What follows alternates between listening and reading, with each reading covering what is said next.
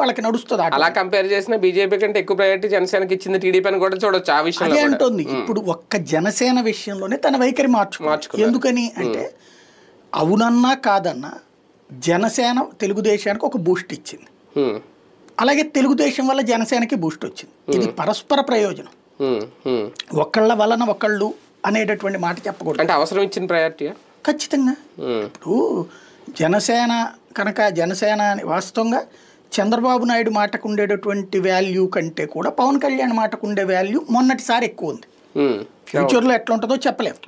మొన్నటిసారి మాత్రం పవన్ కళ్యాణ్ మాటకి వాల్యూ ఎక్కువ ఉంది. అంటే ఎప్పుడైనా సరే మన బలం బలహీన పడిపోతున్నప్పుడు ఇంకొక బలాన్ని కొని తెచ్చుకోవడం అన్నదే తెలుగుదేశం వ్యూహం. అది దశాబ్దాలుగా నడిపిన స్ట్రాటజీ. తెలుగుదేశం చంద్రబాబు గారి చేతికి వచ్చాక సక్సెస్ఫుల్గా ఆ స్ట్రాటజీ కొనసాగింది.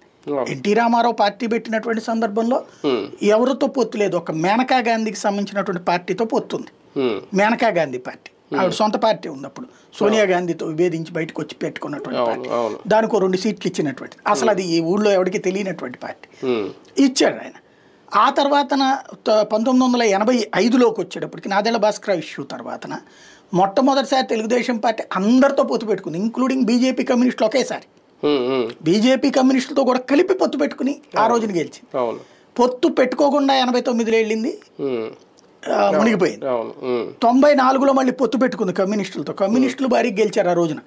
తెలుగుదేశం సీట్లతో పాటు పోటీగా చూస్తే కమ్యూనిస్టులు దాదాపుగా 95% 98% విజయం సాధించారు. సిపిఐ సిపిఎం 10కి పైగా డబుల్ డిజిట్ సీట్లు వచ్చిన వాళ్ళు వాళ్ళే ఆ రోజున.